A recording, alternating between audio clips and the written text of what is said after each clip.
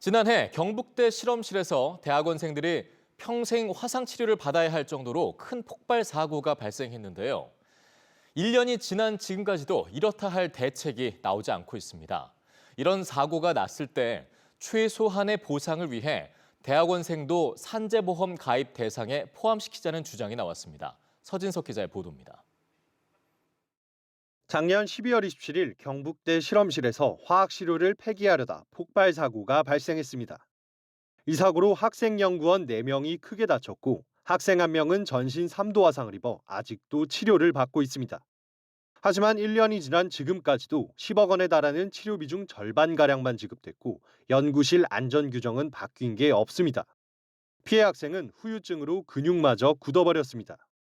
근육이 굳어서 자꾸 그걸 피는 수술을 여러 번을 했어요. 화상치료는 지금 조금 답보 상태입니다. 이 같은 안전불감증과 주먹구구식 보상체계는 경북대만의 문제가 아니었습니다.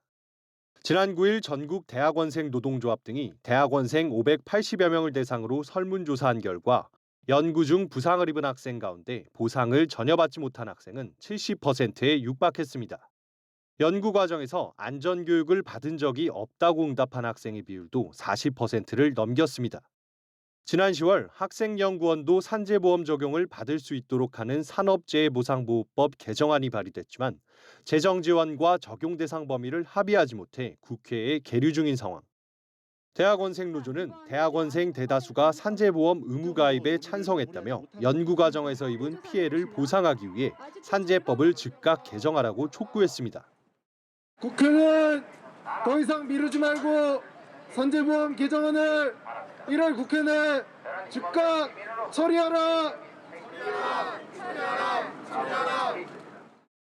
사고가 발생한 지 1년이 지났지만 법안 처리가 늦어지면서 지난달에도 경북대와 부산대, 전남대 등에서 비슷한 피해가 잇따랐습니다.